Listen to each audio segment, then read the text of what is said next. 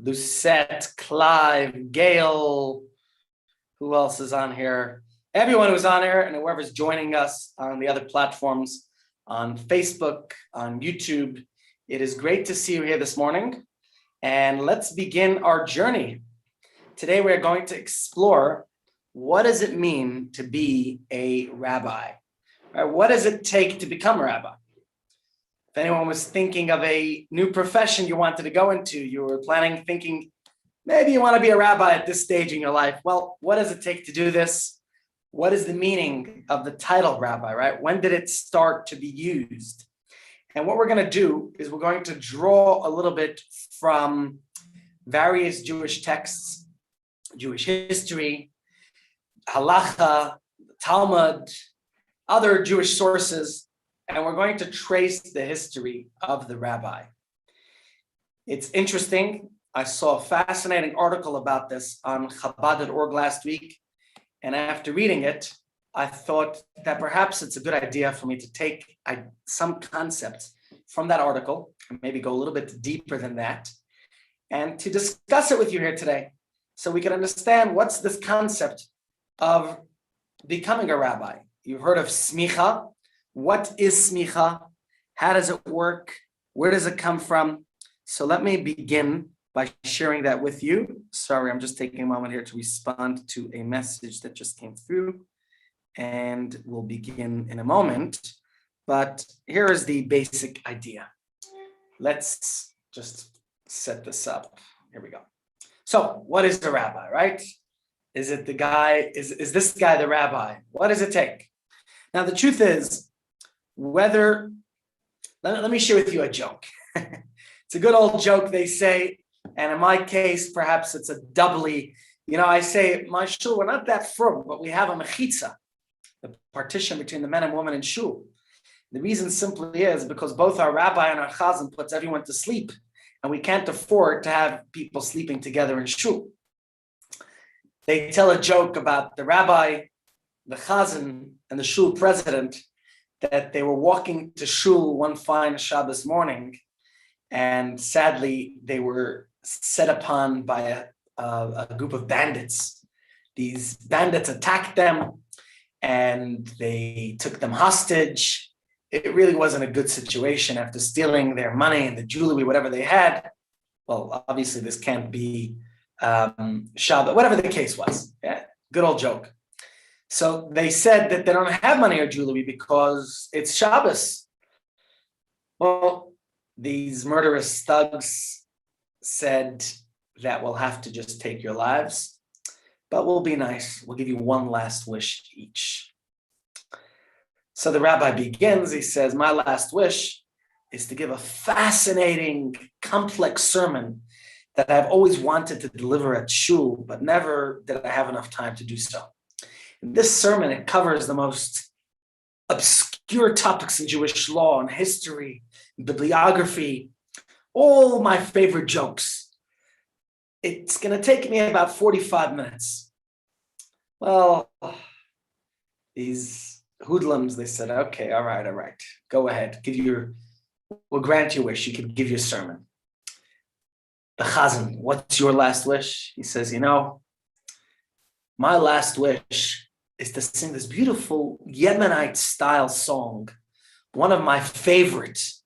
It's one of my favorite compositions. It's got about 2 hours. My shul never allows me to sing this in Shabbos. Please allow me to sing this.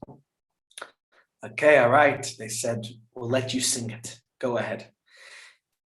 And now they turn to the shul president. They say, what's your last wish? And he says, please shoot me first. Whether or not this joke represents an accurate depiction of normal shul politics, it does, I think, capture a few of the roles typically found in contemporary shuls and Jewish communities. And in certain shuls like mine, where the chazan, the rabbi is the same person. In other shuls, perhaps it's the big shuls have got the rabbi and a chazan, and they have big payrolls. I don't think at this stage in my life I'm that lucky yet right? And the rabbi has his defined position, and the chazan has his specific position, and perhaps there's other positions in the shul.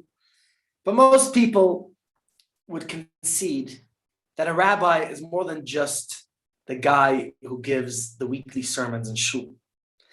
We all know there's a lot more to the job of a rabbi. And certainly I could say in my position, which is sort of unique because I run the Chabad seniors programs, and our seniors programs is not limited to shul membership, because thank God we have participants and members and people involved from all across Johannesburg who aren't necessarily members of our shul or of any shul necessarily. So we're here to service everybody.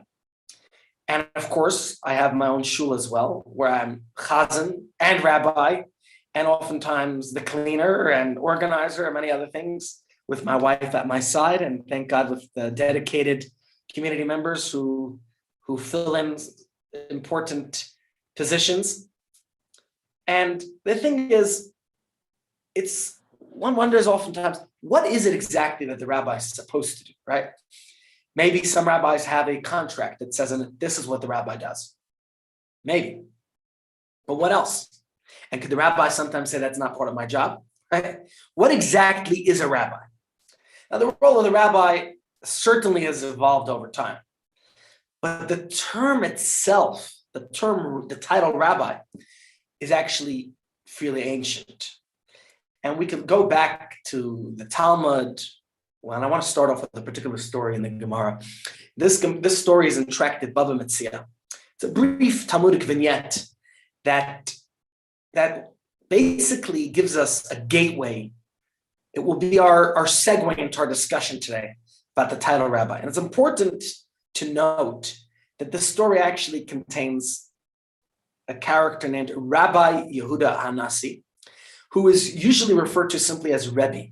If you studied Mishnah, you've come across him because he is the author, the compiler of the Mishnah. He was quite a dynamic personality. He was very well connected with the hierarchy, with the politicians, with the diplomats in Rome. He was a very wealthy person, financially independent, and he was also a great teacher. And in fact, the name Rebbe is a title which stands for Rosh B'nai Yisrael. He was the head of the Jewish community. Okay, so it's more so than the title just rabbi. Maybe that's why many people used to call the Rebbe the Rebbe, because it's a grander title. It's basically like the rabbi of rabbis. Now, obviously, the title was already in use at the time. It's what he says about the title that is relevant to our discussion that I want to share with you. What it is that we have to understand, what is the meaning of the title rabbi, and hopefully if we have a good understanding of that, we could explore further and understand what this is all about. So let me read you the story in the Gemara. It says the Gemara, Shmuel Yarchina Asya de Rebbe Hava. Shmuel Yarchina was Rebbe's physician. So just to understand the name Yarchina, in those days, I don't think there were surnames per se. Most people were called by the title of usually it was probably the name of their father that people were called after. But there are exceptions. I mean, you look at Rabbi Yehuda Hanasi, he wasn't called after his father, but rather he was called Rabbi Yehuda the prince. In this case, Shmuel Yarchina was called this name. Yarchina literally means Yerach is the moon. He was a brilliant personality. As you could see from the story that we're reading in the Gemara, he was the personal physician, he was the doctor of Rabbi Yehuda Hanasi. And he was also very well versed, not only in Torah, but in astronomy. That was one of his fields of expertise. So because he was a great astronomer, they called him Yarchina, the man of the moon. Now, the Gemara says, Chalash Rebbe Be'enoi. Rebbe was afflicted with an eye disease. There's a good old joke about people who have eye problems. I remember once a family coming for a Shabbos meal to our home, and the son says to us before, he says, my dad has an eye problem. I said, we know a wonderful optometrist in our shul, Joel Dorfman, we can introduce him. He says, no, not that kind of an eye problem. he's going to talk a lot about himself at the meal. So that was his story about an eye problem. But here it's talking about Rabbi Yehuda Anasi. He had a problem with his eyes, cataracts. I don't know what it was. So Shmuel, who was his doctor, offered to bathe it with a lotion. But Rabbi Yehuda Anasi said, no, I can't bear that. Can't bear the pain of it. So then the doctor, Shmuel offered him, I'll apply an ointment to your eye. And again, Rabbi Yehuda Anasi said, this too, I can't bear. It's too much for me. So instead, Shmuel placed the chemicals under his pillow. And the Gemara says, miraculously, he was healed. Or maybe not miraculously, maybe this is the way the medicine worked. It worked, and Rabbi Yehuda Hanasi was healed. The Gemara continues telling the story. Rebbe was most anxious to ordain Shmuel. He got to realize what a great person he was. He spent time with him as his doctor, as his physician who was treating him.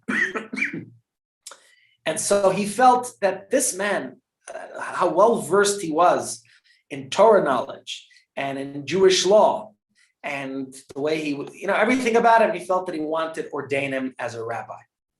But the Gemara says the opportunity was lacking. He couldn't do so. So Shmuel said to him, I can't tell us this. Shmuel has said to him, maybe it's Rabbi Yehuda saying to Shmuel, the Gemara language, said, let it not grieve you. Don't be bothered by this that I can't ordain you. I've seen in the book of Adam, it's fascinating. There are various biblical, not biblical books, but ancient books. There's a book of Sefer Yetzirah, the book of Formation. It's attributed to Adam Arishon, the first man created.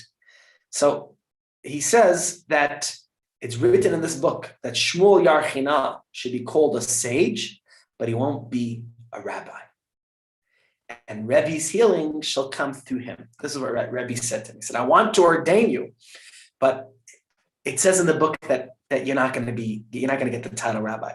Now, in general, we have to understand that rabbi is not just somebody who leads the congregation. There are many people who are ordained as rabbis and don't lead congregations. There are many people who have the title rabbi who are perhaps teachers in their schools. And in Chabad style, it's common for people to become a rabbi and not necessarily to practice it. The Rebbe encouraged all his Hasidim to study to become rabbis. Personally, I didn't see myself as a rabbi in life. I had other plans for myself. I was in business before. I did, by the encouragement of others, get smicha. I studied to become a rabbi, but I didn't feel that was my calling. Long story short, Rabbi Masinta convinced me to come to South Africa some 12, 13 years ago for 6 months to run the seniors programs because I was doing something similar in New York. And the question that's asked here is, does the IDF have their own rabbis? They do indeed. They have rabbis in the IDF. So Rabbi Masinta convinced me to come here, and believe it or not, we still never moved to South Africa. My things are still sitting in New York, my parents' basement and Batia's parents' basement. So we're still in the process of moving here 13 years later. But it was just 6 months. In fact, in my contract, it said that I wasn't to open a shul. I wasn't planning on it. But then the World Cup came. And so they asked me just for the World Cup to run a shul in Santon Central. So fine, we opened a shul in Santon Central because there were a lot of people staying at the hotels in this area during the World Cup. And the rest is history. The shul stayed. We're still here. We're still running the shul. This is just interesting the way life works, right? So Batia, as a speech therapist, our plan was to go back and she would continue in that way. We kept paying our dues for her membership in the speech therapy, whatever it's called, the Health Practitioner Council in the US. Be it as it may, here we are 13 years later and a lot of responsibilities later. But let's go back to the story for a second. Let's try to understand it. Let's try to unpack it to understand what exactly ordaining someone as a rabbi entails.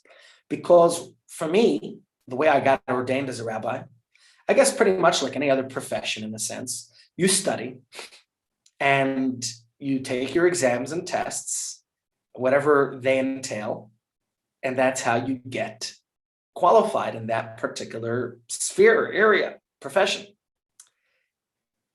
In this particular case, we see that Rebbe felt this person, this Shmuel Yarchinai, was qualified to be ordained. But I mean, just listening to a guy and having a conversation with your doctor, you decide that he should be qualified as a rabbi? How does that work? So the book of Adam, in fact, says that Shmuel Yarchina was a sage, but for whatever reason was not a rabbi. What does that mean? Right? What would becoming a full-fledged rabbi have involved? What would that have meant? How would he become a rabbi? What is this all about? Does he need certain training? I mean, in this particular case, it doesn't seem like he had the training necessary. So is it just know the information? What is it all about? What's the origin? And just considering this particular story that we're going to unpack, how he's a sage but not a rabbi, we have to understand what this is all about. And so, interestingly, the institution of smicha, it actually predates the term rabbi. Literally, the term smicha means leaning, okay, signifying the way that an incumbent religious or spiritual authority would rest his hands on a new appointee, a teacher placing his hands on the head of his disciple like this, basically, and bestowing a degree of authority on him. And this form of smicha, of rabbinic ordination, was the way it was done back in the day. It was transmitted from teacher to student. There was this unbroken chain reaching all the way back to Moshe Rabbeinu. And guess where we read it? In our parsha this week, where Moshe appoints his student, Yehoshua, as his successor. Some of you may have watched last week the transition of Sydenham Shul from Rabbi Goldman's leadership to Rabbi Stern's rabbinic position as the Rav of the community after 30-something years of Rabbi Goldman leading the community. And that, I guess, is the idea, what is it called, where you look forward and you say, well, we need to have a plan in place of succession. So the parsha this week, Moshe Rabbeinu is turning to God and says, what should I do? I know that my end is near. I'm reaching 120 years and I can't abandon my flock. I need to make sure that there's a succession plan. There's somebody to take my place. And he turns to Hashem and he requests a system to find a replacement.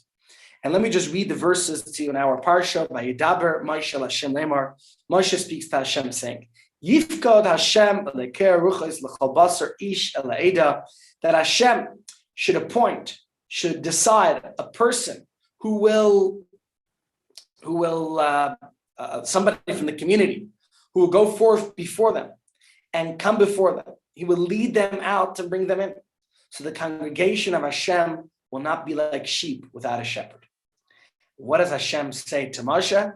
Hashem says to him, Kach lechas Yehoshua ben Nun, your successor should be Joshua, the son of Nun, Isha sheruach bai, a person who my spirit is upon him, v'samachta es yadcha alav. That's the key words of this verse that I wanted to emphasize to you.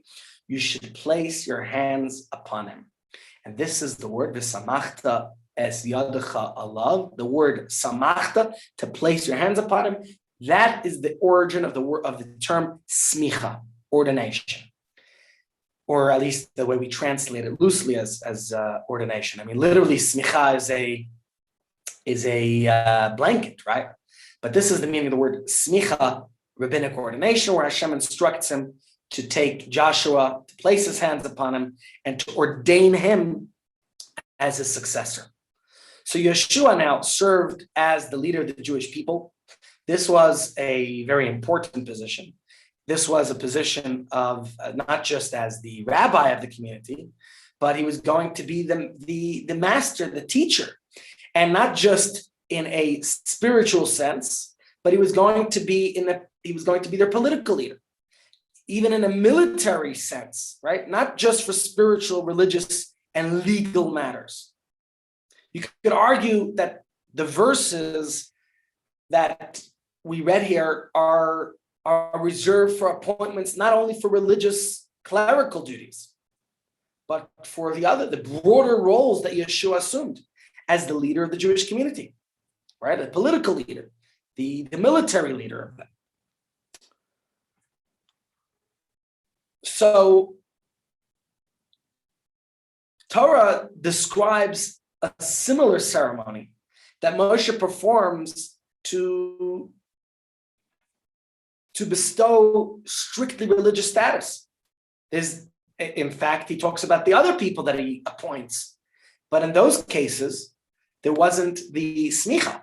There was no, in those instances where he appointed his successor, where he appointed others into important positions, there was no smicha. There was no laying of no placing his hands on them. Okay, so here we see clearly, like for example, where he gets the elders and the others to become the judges. We don't see the term smicha used over there. Okay, so here we see specifically that for his successor, he's using the term smicha to place his hands upon him. And therefore,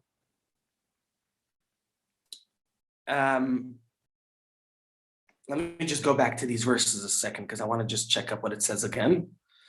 Okay.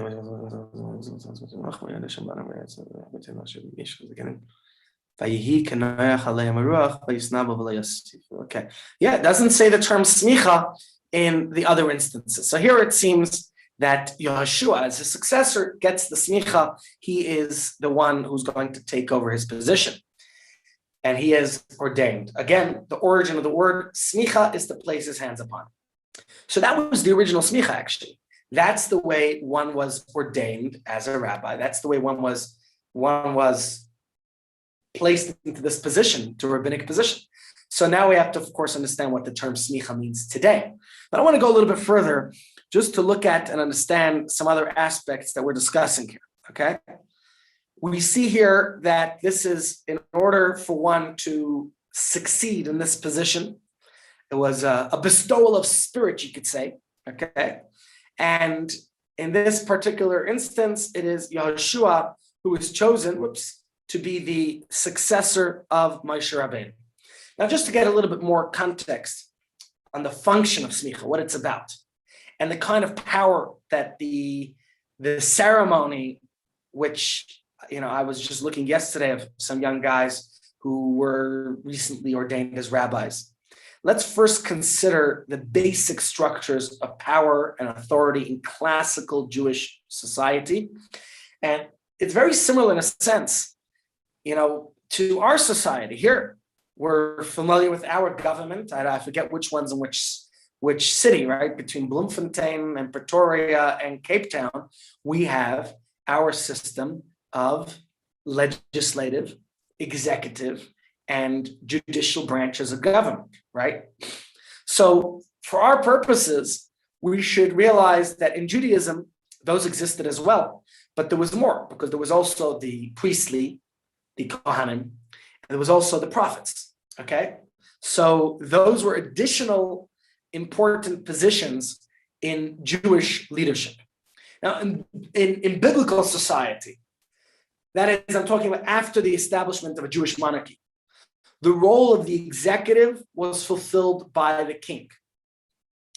The priestly class, the Kohanim, they managed the temple, the Beis HaMikdash.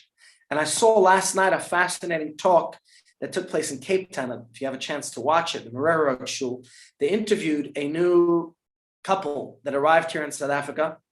She is Ethiopian, and they're both Israeli, but telling the story, fascinating story. This lady, her name is Batya, her husband's name is Head, and they are now shluchim, representatives of the Israeli, I'm not sure if it's the Sachnut or the Zionist Federation, whatever organization it is, here in Cape Town. And it was just a fascinating talk. I'm sure you can find it somewhere online. She says when she came from Ethiopia to Israel in 30 years ago, 1991, they, I guess, either being primitive in Ethiopia, not knowing what's going on, and being 2,500 years exiled, they were under the impression the temple still stood. In fact, in Ethiopia, they were called a falasha. Falasha means stranger. They were considered strangers in Ethiopia. They could look Ethiopian. They, dark skin and all, but they were considered strangers there. And she describes her arrival to Israel, and they finally made it to Jerusalem. I mean, that was their dream come true. And they're looking for the temple and discovering how it's destroyed. Anyways, a digression of mine just on something fascinating that I heard watching this webinar last night. But the point I'm making here is that, yes, the Kohanim had their specific role. And so you had the various branches in Jewish government. So the first part, you could say the executive was the kings. And then the priestly class was what the Kohanim ran, which was the temple, all the religious rituals involved in that. I mean, that was vast. Then you had the prophets. The prophets transmitted the word of God, right? They served as the moral guide for the Jewish people. Then you had the legal aspects of Torah, general daily Jewish life, which were interpreted by a whole system, a hierarchical system of courts. You could say it's equivalent to our judiciary today, with, of course, the Supreme Sanhedrin at its head. Every community had its courts. There were various courts in the Jewish community. Each community had its court, like we have today, based in with 3 judges. In Israel, you had higher courts up with more judges, and then the Sanhedrin had up to 71 judges. Now, the institution of smicha, that only applied to the members of this judicial branch, of those who were sitting on the Sanhedrin. Rather than being called rabbis, however, these people were known as shoftim, judges, or dayanim, okay? Now, you still have dayanim in Jewish courts today. I mean, our Beis Din, in order to join the Beis Din, you can't just have smicha like I do. You need to be a dayan, which is a whole higher level of qualification, which we'll get to and I'll explain to you in a moment. Now, even before the Jews reached Israel, Moshe had already pointed the shoftim, the judges. And the Rambam, he frames this whole context of the institution of smicha. Let me read to you what he says about how it worked. He said at least one of the members of the Sanhedrin, we're talking about the Supreme Sanhedrin, or even a minor Sanhedrin, or a court of 3, at least one of them had to have received smicha from a teacher who himself had been given smicha to be able to confer smicha himself.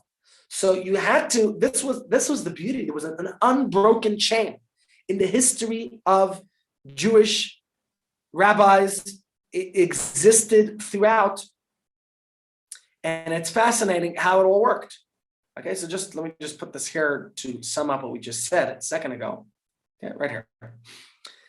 It's fascinating. It was an unbroken chain. In order to get smicha, each person received smicha from somebody who previously received smicha. Now, of course, it's very different from the way we have it today. Today, it's a lot more symbolic, which I'll get to explain in a moment.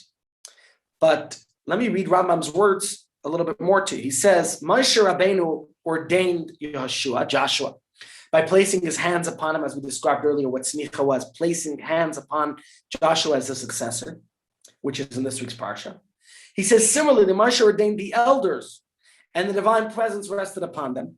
Those elders ordained others, and the others still others in later generations. This tradition continued until the Talmudic era, when the sages had received ordination one from the other in a chain extending back to the court of Joshua and the court of Moshe. So, as you could see here, the point is, any of these individuals, no matter which court they were serving on, would have been expected to be pious, to be devout Jews, to be thoroughly versed in the wisdom of the Torah and the commandments. Despite all that, no matter how well versed you were, the only way you could become a rabbi is if you got smicha. Okay? And we're going to get to understanding what that smicha is in a moment, the specific aspect of a rabbinic court. Okay, but just to first clarify, a judge, a dayan, had to have the smicha, which went from in an unbroken chain. Like Moshe appointed Joshua and the elders and the judges, they each had smicha, and in turn, the only way one qualified as a rabbi in the next generation was if they got smicha from someone who previously got smicha. The Gemara tells us, excuse me, I'm getting a little bit tongue twisting here. The Gemara tells us Rav Acha, the son of Rava, said to Rav Ashi, he asked, is smicha to be conferred by literally leaning on the conferring with the hands? And the answer was, smicha is the conferring of the title. He is designated by the title of rabbi and granted the authority to adjudicate. Listen to these words. What's the words? Dinei kenasus. In order to adjudicate laws of monetary matters, you had to have smicha. I guess to be a legislature, to be one who deals with financial matters. A legislator today in modern terminology is more like a politician. I'm talking about legal matters. Okay, so this is the bottom line, the legal ramification of the title smicha. Without smicha, no matter how learned a person was, they couldn't litigate, they couldn't adjudicate on matters dealing with finances. The only way they could mediate between conflicting parties or even adjudicate on certain monetary matters is if they had smicha. Okay? Now maybe they could mediate actually. Hold on. Let's analyze these words. The Gemara is saying they can't impose a knas. They can't impose any punitive fines. Nor could they sit on those cases that only established courts of law could rule on, like capital or corporal cases, right? Certain ritualistic matters couldn't be decided if they didn't have smicha. So you could only adjudicate, you could only rule in those instances if you had smicha. So basically, smicha is that judicial authority that carries the real legal halachic weight. And if you didn't have smicha, you could not make those decisions. So basically, we see the connection between the smicha and the title rabbi. Someone who received smicha is a rabbi. But this was not always the case.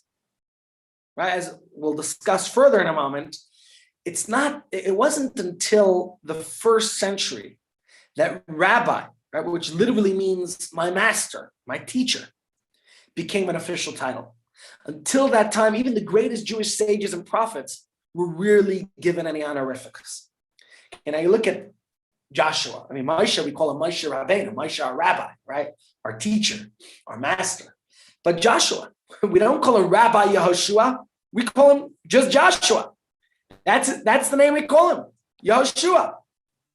And many of the other great sages, you go back in history and you'll see, Shmuel and Abaya and Hillel and Shammai. Maybe if we want to talk about them, I noticed a quote this morning from Rabbi Hillel. But in the Gemara, he's not called Rabbi Hillel. He's just called plain Hillel. And it's not undermining him. Now, obviously, over time, the terms became linked and the title was used more appropriately to call one a rabbi.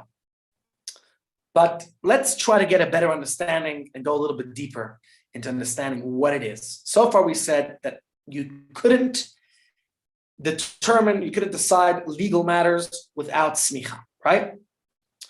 Now, smicha was originally a method to ordain qualified judges, to grant them that legal power. First and foremost, with regards to, as we said, dine knasus, regarding punitive monetary matters. But let's examine this a little bit more closely. Let's try to get a better understanding of this. Who says that certain halachic matters could only be adjudicated by a person who had the title, who had smicha, right? Who says that? Now, I assume we all understand that today you can't just put anybody into the position of a legislator, of a judge, or anything else without them earning the title, right? But let's examine a little more closely. Let's try to understand this, what it's about. The basis for this notion is the Torah's language in a case of financial crime and punishment, where the Torah gives the judges, not once, but 3 times, calling them Elohim, where it talks about the position of judges. So we have to understand what this is about. Elohim is a name that we say for God. In fact, I should say Elohim, right? The reason I'm not saying Elohim is because only when we're talking about the Almighty do we change the pronunciation. Okay, so here we're talking about human authority, because let me read the verse for you. What does it say in the verse? Ki'itin ishas el re'eu kesef hakelim lishmar. The person gives to their neighbor money or articles for safekeeping. Bigunav mibeis ha'ish, and what happens? It is stolen from the person's house. Imimatze haganav yishalim shnai. If the thief is found, he should pay double. This is in the portion of Mishpatim. Says the verse further, Lo yamatzi haganav. What if the thief was not found? V'nikra balabayis el Elohim. The homeowner should come to Elohim. What's Elohim? Does it mean to God? The verse says, this person that has to swear that he did not lay his hands on that property. Okay, so you gave your neighbor something precious to watch for you, and your neighbor claims it was stolen. All your neighbor has to do now is swear that they did not steal it. Al kol dvar pesha, for any sinful word. Al shur, al chamar, al seh, al salma, al kol aveda sheyomar ki huzeh.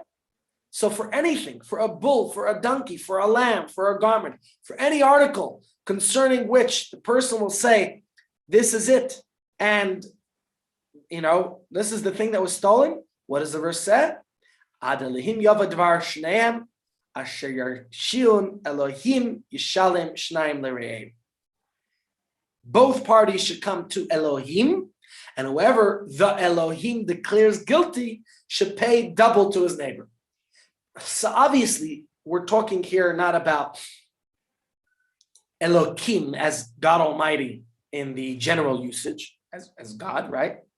But here we're referring to a human being, a person of flesh and blood. So why are we calling them this title Elohim, which is generally referring to God? So the Talmud understands this term to indicate a certain greatness, right? Legally speaking, it's like a very formal. What's the term you would use to call somebody who's so dignified? Like literally putting them on the pedestal, like godly. That's like that. Like they had a divine power. So what's the implication here? That although this is a name that's usually referring to God, only a specially approved legal authority could adjudicate, could preside over these types of matters. And indeed, Rashi tells us exactly that. Rashi explains that, that generally, this term is referring to God, but we do see that the term Elohim is used for a person in a position of power, and he gives us examples of other times we see that in biblical context. So here we see that the Torah is giving a very specific authority with this term Elohim. Okay, that's the first thing that Rashi's pointing out over here. Now that we know the purpose of smicha, how was the ceremony performed? Under what conditions? How did it work? We see in our parsha that Moshe placed his hands upon Yehoshua. So the Rambam discusses this in greater detail. And I want to just share a few points with you. The first point is about the description of the smicha, right? Although Moshe literally placed his hands on his student, on Yehoshua, as we saw Hashem tells him to do in our parsha, but that's not necessarily the actual ceremony that was necessarily practiced. Okay, the point is that this was a title, a borrowed title. What smicha is? So it's a yes. The original smicha was placing the hands of that Moshe placed his hands onto Joshua, but Rambam tells us that smicha did not require actually placing one's hands on the appropriate candidate who was succeeding one in their position. The Rambam goes on, he says, it could be some did do it.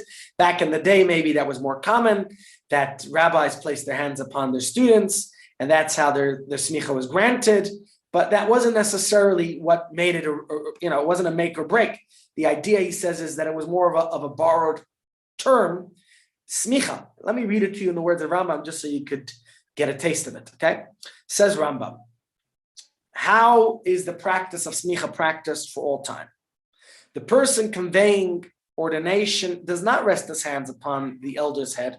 Instead, he is addressed by the title rabbi and is told, you are ordained and you have the authority to render judgment, even in cases involving dinei kenasas, financial penalties, which we discussed earlier. If you did not have smicha, you were not allowed, no matter how wise and pious and kind and well-versed and learned, that didn't matter. You can't just be a judge by being well-versed and knowledgeable. You had to actually have the qualification of smicha. Says Rambam that with time, it became more formalized, right? It was more strictly regulated. Not only did smicha have to that you had to give the smicha. Let me read it to you in the words of Rambam. He says here, at first, whoever had received smicha would convey smicha onto their own students. Afterwards, as an expression of honor to Hillel Hazaken, the sages, Hillel the elder, the sages established that smicha would not be conveyed upon anyone unless license had been granted by the Nasi. So they made the ruling much stricter. You could say they put in regulations. That the only way the smicha would be granted was it had to be approved by the Nasi. The Nasi was the leader, the head honcho. In fact, I'll read it to you in Rambam in a moment. I'm just putting it out there before I read the actual words. It required 3 people to grant the smicha. Actually, when I got smicha, there were 3 rabbis. It was Rabbi Weinberg from here in Johannesburg. It was Rabbi War Haftig from Israel. We got smicha through the Machon Ariel Heichel Shlomo Institute, which is basically from the chief rabbinate of Israel, which allows me to practice as a rabbi in Israel. So if when things get a little tough here, if you have a nice position, maybe in Ranana or something, you let me know. The point is that it required 3, and I'll get to that in a moment. Let me just continue reading Rambam's words. So they also established the Nasi should not convey smicha unless he's accompanied by the Av Beis Din, and that the Av Beis Din should not convey smicha unless he was accompanied by the Nasi. The other elders could convey smicha themselves after receiving license from the Nasi, provided they were accompanied by 2 others. For smicha cannot be conveyed by less than 3 judges. And I assume the reason for this was just to keep it a little bit more regulated, that nobody could just say, I got smicha, I'm qualified. That there had to be a regulation process involved. And certainly today, I remember once seeing there was a fellow in Miami. He used to put up signs. His name was Rabbi Frank. He performed all religious Jewish matters, $99 fee for anything you wanted. You wanted to convert to Judaism, no need to go to the Beis Din and do the whole long process. Just go to Rabbi Frank. He will give you a paper that you converted to Judaism, $99, that's all. And I'm sure he got lots of suckers to pay him $99 thinking they were converted to Judaism, whereas the only person who accepted this conversion was Rabbi Frank. And the same thing, he would give smicha for $99. Imagine that. I didn't have to spend years studying. I could have gone to Rabbi Frank and gotten a $99 rabbinic ordination. Anyways, that's part of it. Let me continue reading to you a little bit more from Rambam. Rambam says another important detail about smicha was where the smicha could take place. Here are the words of Rambam. Smicha may not be conveyed upon the elders in the diaspora, even if the judge is conveying smicha, received smicha in Israel. That would disqualify me because I received it from rabbis in Israel, but here in South Africa.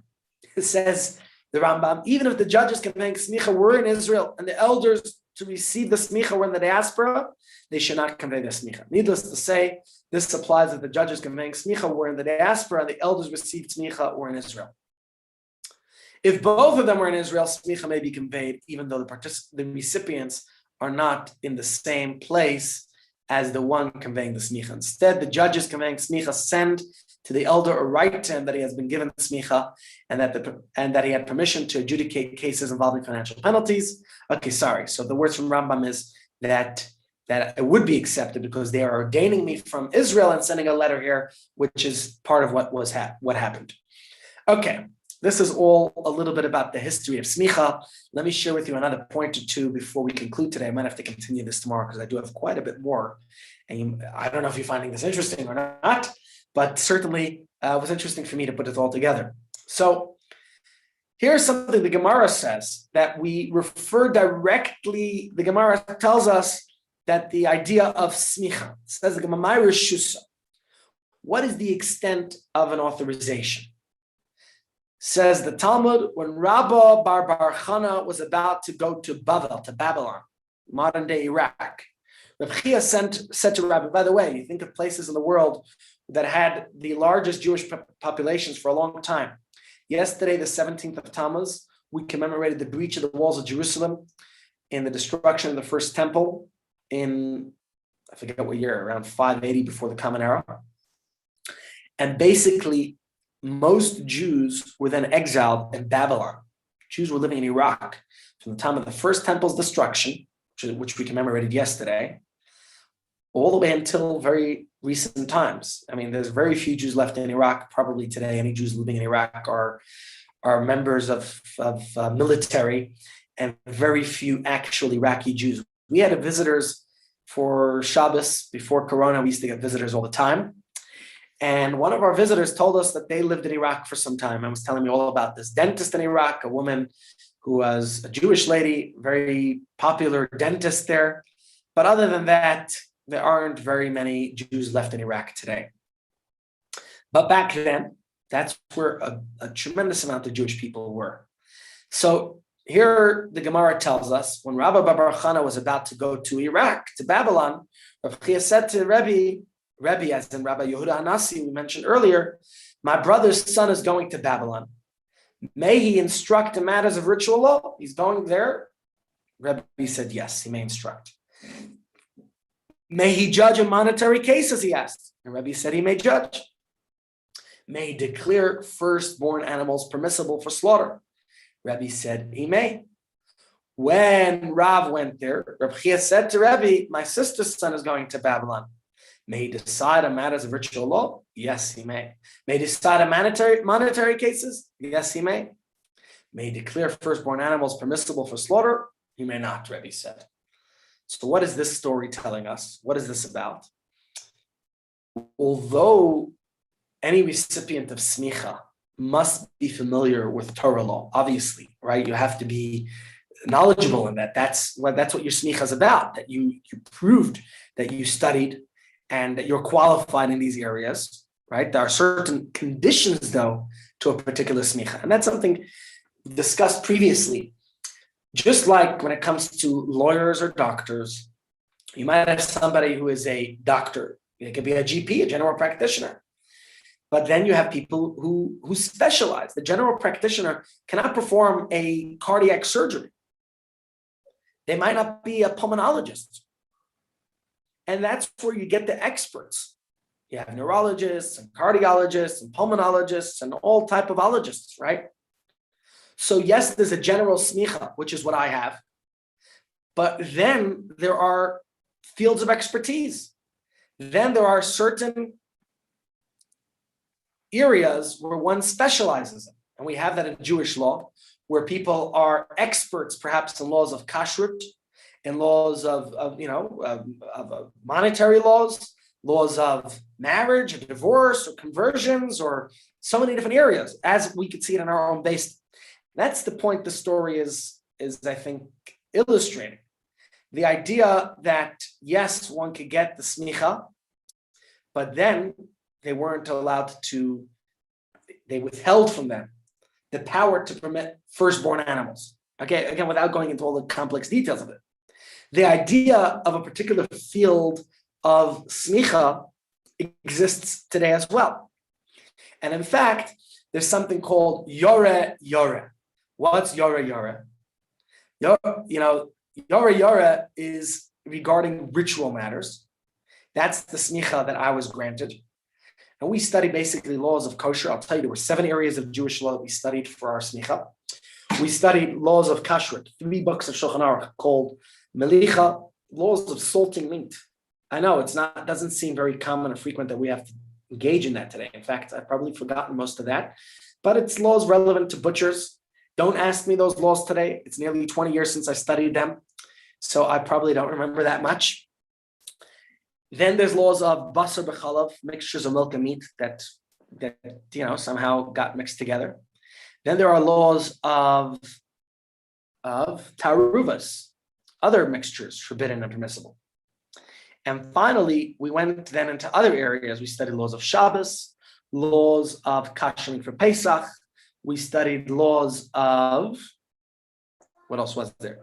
Ladies and gents, I look frozen on my computer. Can anyone just tell me if you hear me still, if you see me still? The sound is clear, but the picture is frozen. The picture's frozen. Yes. You have been frozen. Now you're black. Very strange. I'm not sure why that is. I'm looking at my picture. I see it frozen. I don't know why that is. I apologize. You can turn off and turn on again the video. Now you're black, but we can hear you. Okay, you can hear me. So I think we'll conclude here in a few minutes. I'll just finish this point that for smicha we studied these various areas of Jewish law. It got a little bit more interesting when we studied laws such as mourning, which unfortunately became very relevant to me not long after when my mom passed away. Laws of yuchsin, which is genealogy. That's very interesting, learning the laws of genealogy, why that's relevant, but it is relevant in laws of marriage. I won't get into the complexities of it right now, but it was fascinating stuff.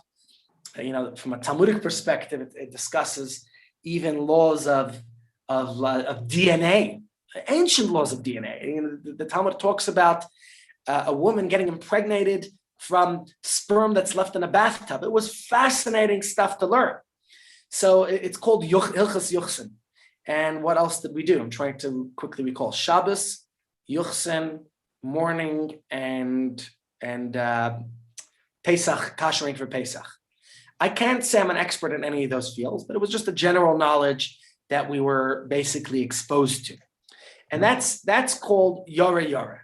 The idea of Yore Yore is its general ritual laws and laws of kashrut.